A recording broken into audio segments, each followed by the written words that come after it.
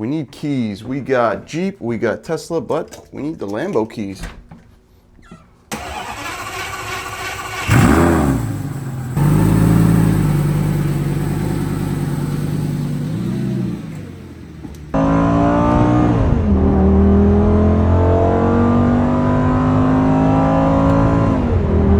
Now you know the drill, first things first, Panera coffee. So not only did I want a coffee, I kind of need one for today's video, more to come on that here soon. So we made it to the recording spot, and guys, today's video was a little bit difficult to make because you guys know this is my dream car. So finding 5 things that I hate about it was a little bit difficult, but it is an imperfect car. There are some things that are wrong with it, some things that I'm not super thrilled about.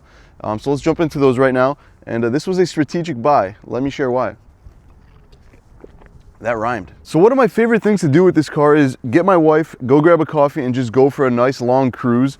And that brings up a lot of challenges. This car's only got one cup holder, and it's in the worst spot you can ever think of. I thought they sat down the engineers of whoever designed this car and said, where do you think is the worst spot to put the cup holder? Let's put it there. Take a look.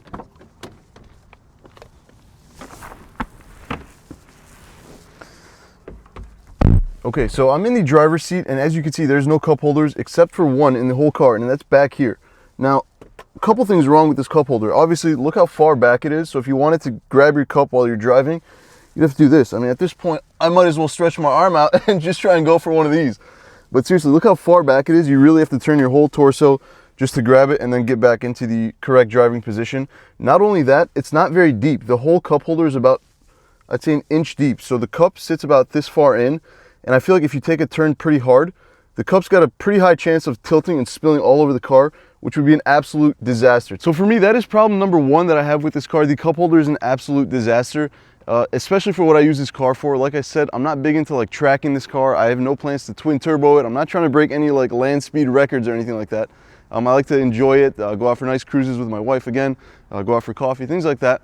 So that is a big fat F on the cup holder. Number 2 is the storage space. Take a look.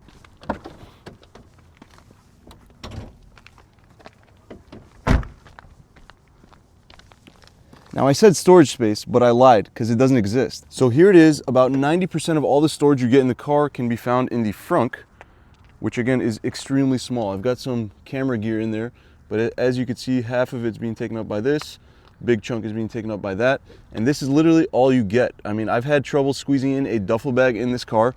Now there is a little bit of storage space behind the driver and passenger. I'll show you that, guys, here in a second, but it is extremely small. So that is definitely problem number 2 with this car, is the storage space, or lack thereof. So the only real other storage you get in the car is behind the driver and passenger seat, and the way to access that is there's a lever behind each seat. You pull on it, and literally this is all you get, about this much space behind each seat.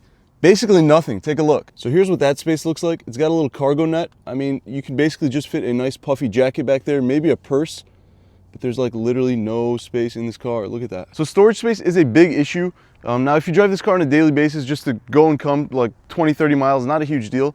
But if you plan on taking this car on any type of road trip or going on like a long drive where you'd have to pack things, it's definitely a no-go because you saw there's no space in this car. Now, moving on to number 3, it's not really a Lamborghini in general issue. It's more of my specific Gallardo issue. The wheels rub, and it makes a huge, ugly sound when I'm driving the car. Let me show you guys how tight the fitment is. I'm actually working on changing that right now. So I've got the wheels turned ever so slightly, but if we come around to the driver's side, it's a lot more apparent. Take a look at this, guys. The rubber meets the road, basically. Take a look at this. It's literally touching when I turn. The wheel and the fender liner here actually touch. Luckily, nothing on the front, but it's more on the back. And I hear it super loud on this side because obviously it's on the driver's side. But I am working on getting that fixed, swapped out. Maybe getting some new wheels as well as some fresh new tires for the Bull. But that is definitely a major issue. That is something that's solvable. It's not something like the storage space or the cup holder issue, but that's definitely a problem, and I'm looking to address it ASAP. So the next issue I have with the Gallardo is the visibility. This car is extremely low, so it's difficult for other cars to see you. For example, if you're driving next to a standard size SUV, I mean, you're not even halfway up the car. I don't know if you guys can tell on video, but when I stand next to this car, it's about as high as my hip, which is really, really low. I mean, not only that, for other people to see you, it's difficult, but also just driving this car. I mean, the windshield is such a wedge shape, it's ridiculous. I mean, you get about this much visibility, it feels like. These sides are difficult to see out of, in the back is basically non-existent. I mean, I can't even see behind me. There is a rear view mirror, but it's not super helpful. Not to mention, this car did not come standard with a backup camera. I am planning on installing one, but as it stands right now, there's no backup camera. So it's a backup and kind of just hope nothing goes wrong type of situation.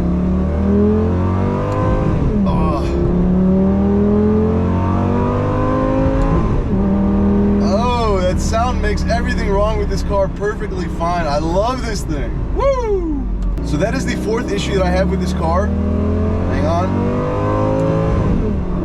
You can't really see out of it. I just got the windows tinted, which are not helping with the visibility aspect. I really avoid driving this car at night as well.